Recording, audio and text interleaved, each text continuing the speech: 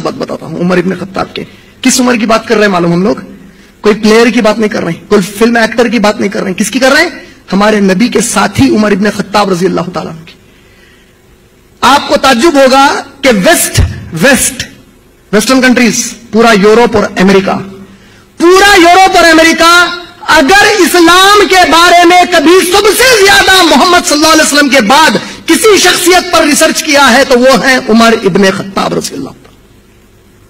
اتنا ریسرچ کا میٹیریل مسلمانوں میں کسی بھی مسلمان کے لیے پوری دنیا میں اویلیبل نہیں ہے. یہاں تک کہ غیر مسلم مورخین ویسٹ کے کہتے ہیں کہ دنیا کا پہلا یہ ایسا شخص ہے جس نے کئی سالوں سے ہر حکومت دعوے کرتی تھی ہم انصاف والی حکومت, امن والی حکومت قائم کریں گے. یہ دنیا کا پہلا شخص ہے جس نے اتنی بڑی زمین کے اوپر وہ انصاف اور امن والی حکومت کی کہ مدینے میں بیٹھا ہوا ہے یہ شخص, اور پیرس فرانس کے قریب تک لوگ پہنچ گئے ہیں. تو وہی انصاف اور وہی امن ہے جو مدینے میں ہے, اور ہندوستان کے قریب تک صحابہ پہنچ گئے ہیں تو اس کونے میں بھی وہی امن ہے, وہی انصاف ہے جو مدینے میں ہے. اوپر بخارا تک پہنچ گئے ہیں, نارتھ پول کے قریب تک, تو وہی امن اور وہی انصاف ہے. نیچے نارتھ افریقہ پورا چلا گیا ہے, وہی امن اور وہی انصاف ہے. تحقیق کرنے والا مورخ کہتا ہے ہم نے کئی بار کوشش کی یہ جاننے کی کہ اس زمانے میں کمیونیکیشن گیجٹس نہیں تھے, سیٹلائٹ نہیں تھا, انٹرنیٹ نہیں تھا, سیٹلائٹ چینل نہیں تھا, کیمرہ نہیں تھا, ویڈیو کیمرہ نہیں تھا, فون نہیں تھا, موبائل فون نہیں تھا, لینڈ لائن نہیں تھی, سیٹلائٹ فون نہیں تھا, کوئی سورس آف کمیونیکیشن نہیں تھا. پھر یہ شخص اس طرح حکومت کر کیسے پایا؟ تو مورخین کہتے ہیں کئی کوششوں کے باوجود ہم ایک ہی نتیجے پر پہنچے, اس شخصیت کے نام میں اتنا دبدبا تھا کہ اتنی دور رہنے والا بھی ہمت نہیں کرتا اور کہتا کہ نہیں بھائی عمر کی خلافت ہے. یہ وہ ہمارے عمر رضی اللہ تعالیٰ عنہ ہے. یہ عمر رضی اللہ تعالیٰ عنہ کے بارے میں آپ اگر مسلمان کی لکھی ہوئی کتاب پڑھے تو مزہ نہیں آتا. غیر مسلمانوں میں کیسے غیر مسلمان؟ قابل غیر مسلمان, وہ غیر مسلمان جس کی تحقیق انصاف والی ہے.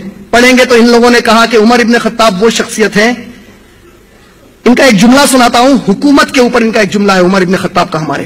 وہ کہتے ہیں کہ جب میں خلافت کو قائم اللہ کی طرف سے کیا اس زمین پر تو میں نے ارادہ کیا اس وقت تک آرام نہیں کروں گا جب تک کہ جتنے میری خلافت کے علاقے میں کمزور لوگ ہیں. کمزور کا مطلب سمجھتے ہیں آپ کس کو بولتے ہیں؟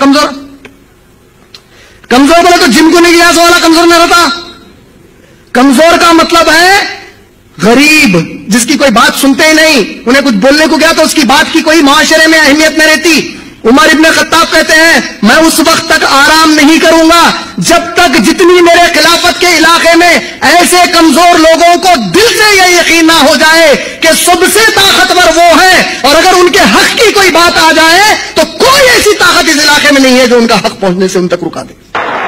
اور میں اس وقت تک سکون سے نہیں رہوں گا جب تک کہ خلافت کے میرے علاقے میں جو سب سے بڑا طاقتور ہے اسے احساس نہ دلا دوں تو سب سے کمزور ہے اگر تو نے اللہ کی کتاب کے کسی حکم کی نافرمانی کر دی. انگلش میں جملہ کیسا ہے؟ I will not rest in my khilafah until the weakest in my khilafah feels to be the strongest, and he has no fear that there is somebody who would interrupt the right that he has for himself or herself. And the strongest in my khilafah shall feel the weakest when he dares to break the law of Allah. اس جملے کے اوپر غیر مسلم کیا کہتے ہیں جانتے ہیں آپ؟ حکومت کو سمجھانے کے لیے دنیا میں اس سے پیارا جملہ آج تک کسی نے بھی نہیں کہا. کون غیر مسلم کہتے ہیں؟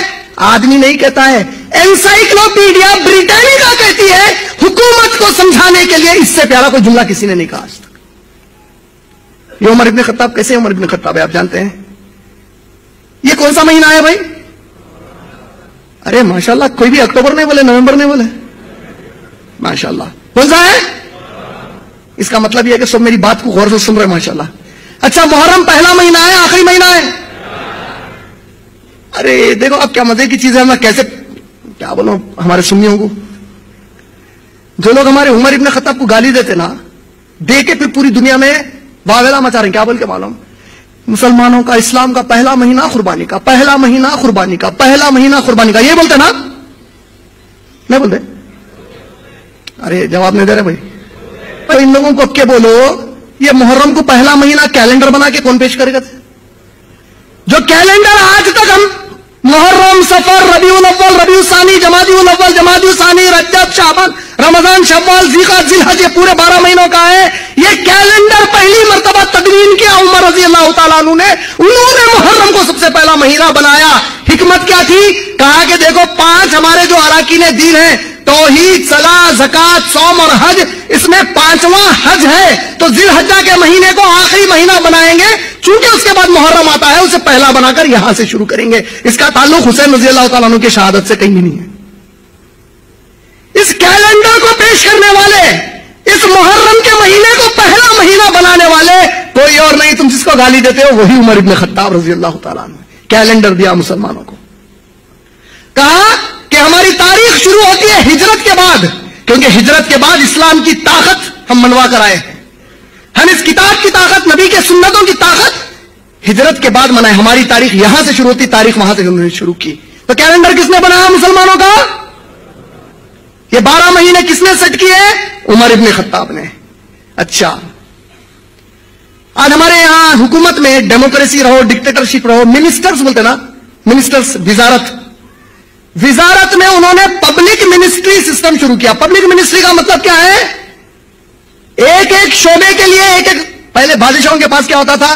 ایک مین وزیر، ایک 2-4 ادھر ادھر کے وزیر رہتے تھے. اب انہوں نے کہا، پہلی مرتبہ عمر ابن خطاب نے، انسان کے ضروریات کے شعبے کیا کیا ہیں؟ ایجوکیشن اس کی ضرورت ہے، ہیلتھ اس کی ضرورت ہے، اکانومی اس کی ضرورت ہے، یعنی کہ فائنانس، ٹریڈ اس کی ضرورت ہے، بزنس اس کی ضرورت ہے. تو بولے ہر ضرورت کے لیے ایک منسٹر بناؤں گا. آپ بولے پبلک منسٹری سسٹم انہوں نے شروع کیا. سیکنڈ، بیت المال سے فوجیوں کو مسلمان سیلریز دینا شروع کی. یہ پہلی مرتبہ ہوا مسلمانوں کے بیچ میں. فوجی جو رہتے ان کو سیلری دیتے، اور کیا کہتے ہیں؟ اگر کوئی فوجی اللہ کے دین کے لیے میدان میں گیا ہوا ہے تو فوجی کو تنخواہ ملے گی، اور جب تک وہ لوٹ کر نہ آ جائے اس کے گھر میں جتنے افراد کو کھانے پینے کی ضرورت ہے یہ بھی ہم تنخواہ دے کر ان کے لیے پوری کرائیں گے. تو اب گھر والے انکریج کرتے کہ جاؤ اللہ کے لیے. تو پھر بولے اگر کوئی فوجی شہید ہو گئے، کوئی صحابی تابعی شہید ہو گئے، تو شہید کے پورے گھر کی ذمہ داری، اس کی اہلیہ کی ذمہ داری، جب تک وہ کسی اور سے شادی نہ کر لے یا اسے موت نہ آ جائے، اس کے معصوم بچوں کو پالنے کی، ان کو کاروبار پر لگانے کی ذمہ داری حکومت اسلامیہ کی.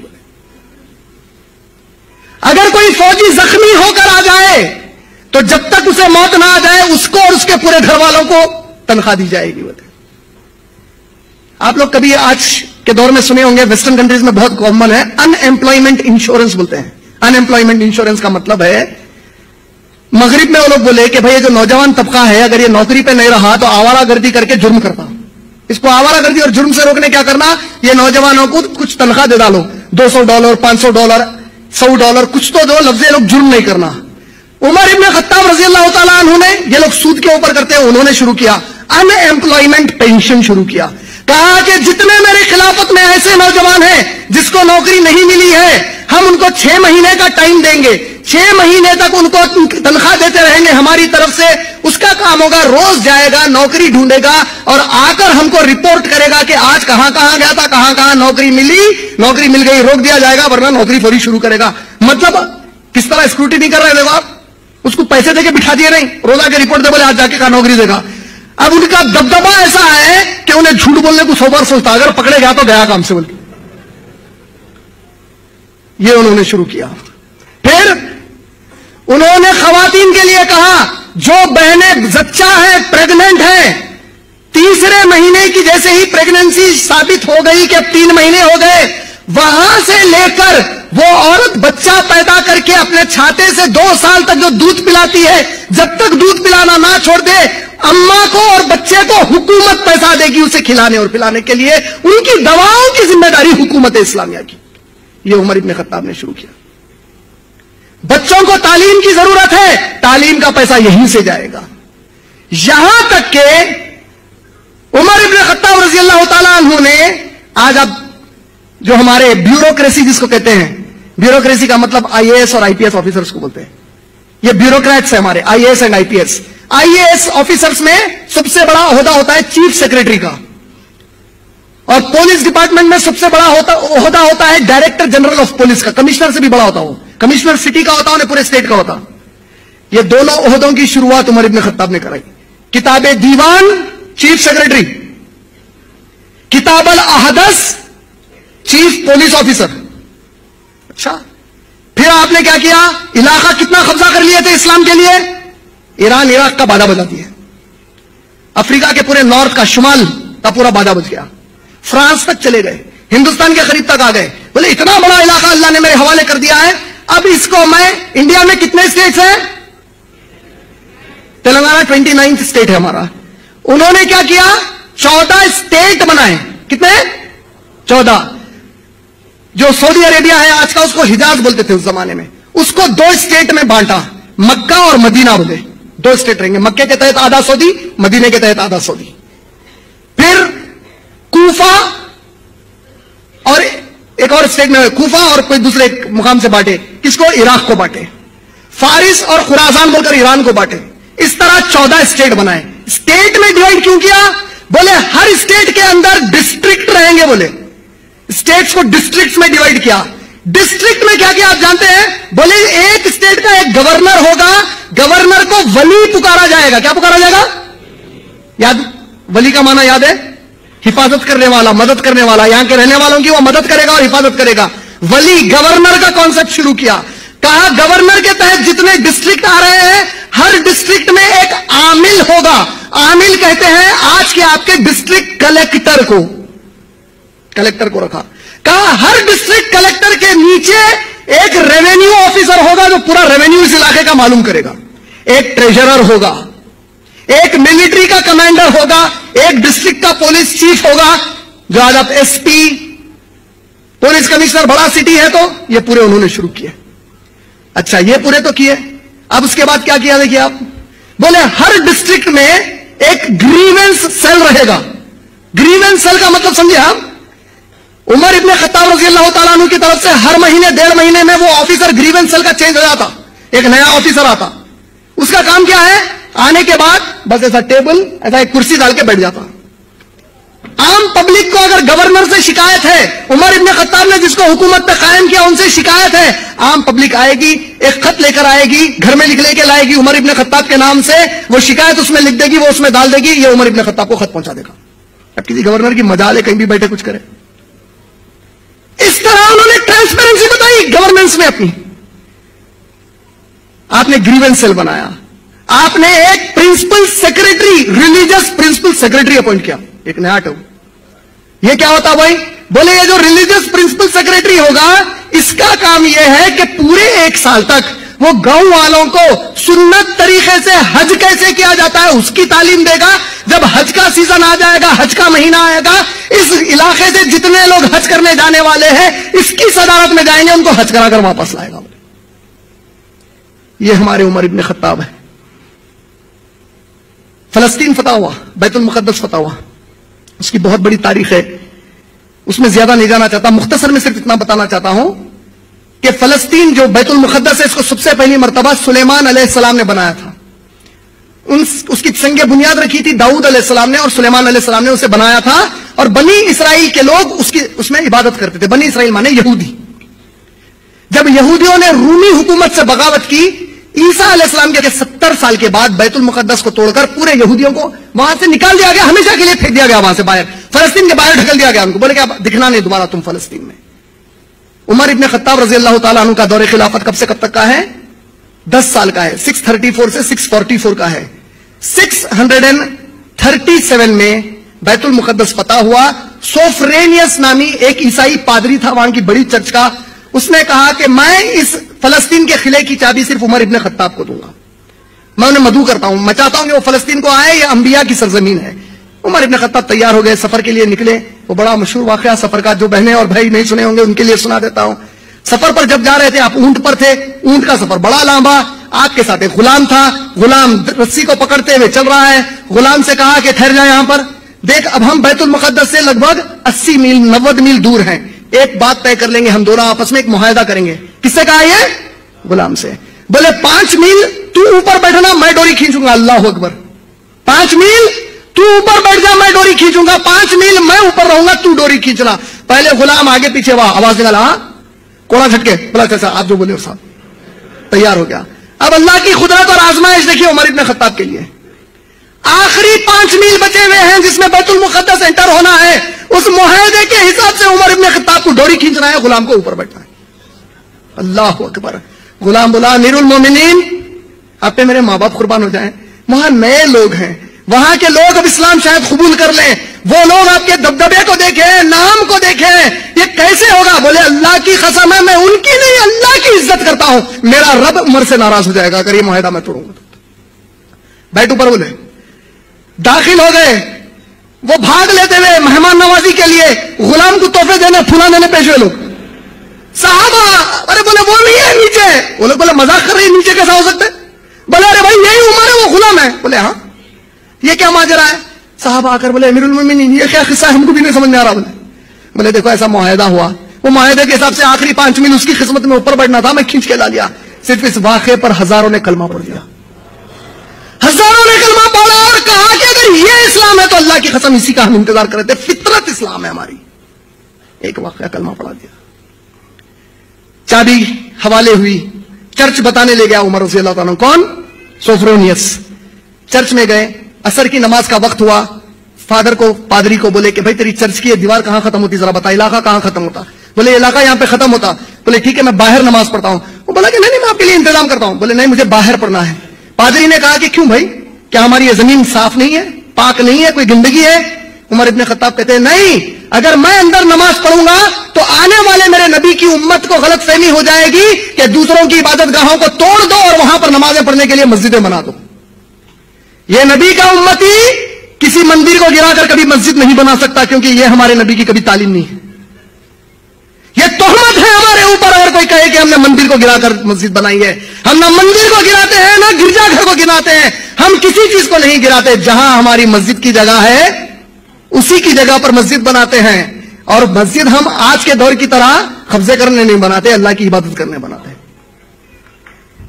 صحیح بنا نا؟ جھنڈے لگا لیتے ہیں نا قبضے کرنے زمینوں پہ. مسجد ہم اس کے لیے نہیں، اللہ کے ڈر سے بناتے ہیں. اگر اللہ کے ڈر سے مسجد نہیں بنی تو اللہ رب العالمین نے سورہ توبہ میں منافقین ایک مسجد بنائے. اللہ کے نبی سے کہا ہے نبی یہ منافقوں کی مسجد کو اللہ پسند نہیں کرتے، جاؤ اور اس مسجد کو توڑ دو. اللہ نے اپنے گھر کو توڑا دیا، کہا کہ یہ منافقوں کی مسجد نہیں چاہیے مجھے، ایمان والوں کی مسجدیں چاہیے مجھے، جہاں میری عبادت ہو خالص طور پہ. عمر ابن خطاب باہر آئے، عصر کی نماز پڑھے. نماز پڑھنے کے بعد آپ لوگوں کے لیے بہت فائدہ مند ہوگا یہ واقعہ میرے بھائی. نماز پڑھنے کے بعد پادری سے بولے اچھا یہاں پر کوئی یہودی تو نہیں رہتے، کتنی دور ہے یہاں سے یہودی؟ پادری بولا کہ وہ اتنے دور پر ہیں. بولے اچھا ایک کام کرو ان کے سردار کو میرے پاس بلاؤ. بولے تو کعب نامی ایک یہودی سردار تھا ان کے قبیلوں کا. کعب ڈرتا ہوا آیا، بولا کہ آئی لے اب کیا شامت ہے کی میری؟ بولا عمر ابن خطاب بلا رہے ہیں، پریشان ہو گیا، آ گیا. بولا حاضر ہوں. بولی کیا ہے؟ تو بولے کعب مجھے یہ بتا کہ تمہاری کتاب کے حساب سے، تمہاری بائبل اولڈ ٹیسٹمنٹ جس کو تم تورات بولتے ہو اس کے حساب سے یہ سلیمان علیہ السلام کی بنائی ہوئی بیت المقدس کس جگہ پر تھی اور وہ تخت سلیمان کہاں رہا کرتا تھا؟ تو کعب ہاتھ پکڑ کر عمر سے کہتا ہے کہ امیر المومنین دیکھیں یہ جگہ، جب وہاں پر گئے تو ساری جگہ گندگی اور کچرے سے بھری ہوئی تھی. آپ نے کہا کعب جا اور تیرے قبیلے والوں کو اعلان کر دے جو رومی اور عیسائیوں نے تم یہودیوں کو اپنی عبادت گاہ سے ہمیشہ کے لیے نکال دیا تھا، امیر المومنین مسلمانوں کا نبی کا امتی عمر ابن خطاب تم لوگوں کو واپس اس جگہ پر عبادت کے لیے بلاتا ہے، آؤ اور عبادت کرو. عمر اپنی موجودگی میں اس کو صاف کرا کر تمہیں دے گا، بیت المقدس کو صاف کروا کر ان کو دوبارہ عبادت کرنے کے لیے کھول دے گا. یہ ہے ہمارے عمر ابن خطاب رضی اللہ. لیکن آج یہ سیکولرزم کی بات ہمارے علم والوں کو پتہ نہیں کیا ہو گیا. مسجدوں سے نہیں کرتے، منبروں سے نہیں کرتے، خطبوں میں نہیں بولتے. کیوں نہیں بولتے بھائی بتاؤ؟ یہودیوں کی عبادت کی جگہ ہمارے امیر المومنین نے جسے عیسائیوں نے بند کر دیا تھا وہ کھول کر دیے. اس سے بڑا سیکولرزم کیا چاہیے؟ پھر اس یہودی نے آپ کو بتایا کہ اے عمر ابن خطاب میں نے سنا ہے کہ آپ کے نبی کو جو معراج ہوئی وہ اس مقام سے ہوئی. کہا ایک بڑا پتھر لاؤ نشان کے طور پر میں وہاں رکھنا چاہتا ہوں تاکہ میرے نبی کے معراج کی جگہ لوگوں کو پتا چلے. ایک بڑا کیا بولتے ہیں اس کو راک لایا گیا. ایک چٹان کی طرح ایک بڑی چیز لائی گئی, وہاں رکھا گیا, اس کو نام دیا گیا ڈوم آف دا راک. جو آپ پیلی تصویر دیکھتے ہیں اس کے اوپر ایک ڈوم عبد الملک بن مروان ایک خلیفہ نے بنائی. بعد میں کب بنائی؟ عمر رضی اللہ عنہ کے انتقال کے شہادت کے کئی صدیوں کے بعد بنائی. وہاں پر پتھر کر اس کو صاف کیا گیا. ان کے لیے بھی جگہ کھولی گئی اور ہمارے لیے بھی جگہ کھول دی گئی دوبارہ. اور جس جگہ وہ یہودی عبادت کرتے تھے اس سے لگ بھگ 33 ایکڑ دور پر ایک مسجد عمر ابن خطاب نے تعمیر کرائی, جو اصل ہماری بیت المقدس ہے. آج یہ بیت المقدس ہے ہماری. یہ عمر رضی اللہ عنہ کا کارنامہ ہے کہ اللہ نے ان سے کام لیا, واپس آ گئے. اچھا, آپ لوگوں کو ایک سچویشن بتایا تو آپ لوگ کیسا ریئیکٹ کرتے دیکھنا چاہ رہا ہوں. بنگلہ دیش کیا کیا معلوم ہے؟ ایک ایگزامپل بتا رہا ہوں. بنگلہ دیش اچانک چائنا پہ بھی حملہ کر دیا, امریکہ پہ بھی حملہ کر دیا. لوڑا امریکہ چائنا کو اتنا مار رہا پریشان ہو گیا. آخری میں چائنا کا پریزیڈنٹ اور امریکہ کا پریزیڈنٹ دونوں میٹنگ کر کے بولے, ارے بھائی اپن مل جائیں گے بھائی, اپنی دشمنی چھوڑو, ان لوگوں کو بنگلہ دیشیوں کو ٹھکانے لگائیں گے. ایسا ہو سکتا؟ اللہ کی قسم ہے, جب توحید کی طاقت آ جاتی نا تو اس سے بھی بڑھ کے ہو سکتا. جب عرب حملہ کیے روم اور فارس پر, اس زمانے کے امریکہ اور چائنا تھے وہ, اور عرب کی قوت کیا سمجھی جاتی تھی؟ بنگلہ دیش کو بھی ابھی آپ طاقتور بول سکتے, اس سے بھی کمزور سمجھتے تھے عربوں کو.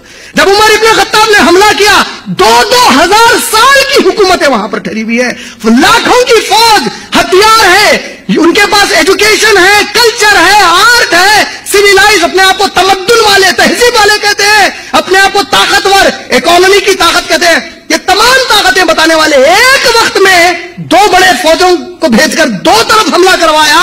وہ دونوں روم اور فارس, خود امریکہ اور چائنا ایک دوسرے کے جس طرح دشمن ہے, امریکہ رشیا جس طرح دشمن ہے, روم اور فارس ایک دوسرے کے ویسے دشمن تھے. آخری میں روم کا بادشاہ فارس کے بادشاہ کو خط لکھتا ہے, ایران کے بادشاہ کو خط لکھتا ہے, کچھ دیر ہماری دشمنی بھول جاؤ, وقت برا ہے, ہم مل کر ان کا مقابلہ کریں گے. اللہ اکبر. یہ تھی وہ طاقت, یہ طاقت تھی جس سے 2 بڑی طاقتوں کو کچل دیا اور توحید کے جھنڈے کو لہرا دیا عمر ابن خطاب رضی اللہ تعالیٰ عنہ نے. یہ عمر ابن خطاب رضی اللہ تعالیٰ عنہ بالآخر شہید کر دیے گئے. پھر اس کے اوپر